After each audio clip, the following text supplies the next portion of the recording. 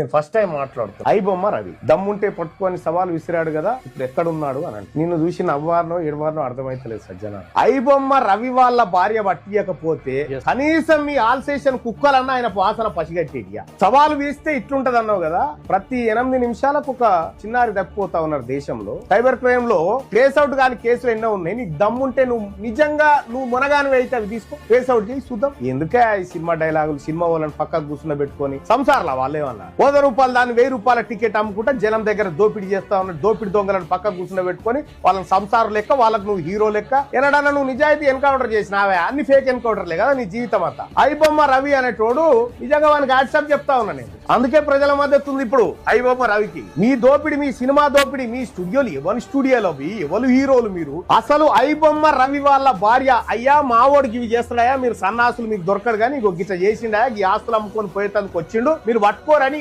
ఇంటిస్తే అలా భార్య పట్టిస్తే తప్ప మీకు పట్టుకున్న పాపాన పోలే. మీతో అయితే అదా సజ్జనార్ గారు? ఈ సైబర్ క్రైమ్ నాపు నీకు దమ్ముంటే నువ్వు దానికి మునగాని అయితే అది ఆపుకోవచ్చు. ఎందుకా డైలాగులు సజ్జనార్ గారు? ఈ డైలాగులు బంద్ చేయి. అవి సినిమాలలో ఏసకాలు వేసుకుంటారు, ఆ డైలాగులు సరిపోతాయి. కానీ మమ్మల్ని ఛాలెంజ్ చేస్తే ఏమైతే ఏం కాదు నోటపీస్ ఇంకా 24 ఉన్నాయి ఆడ, వాళ్ళని పట్టుకో.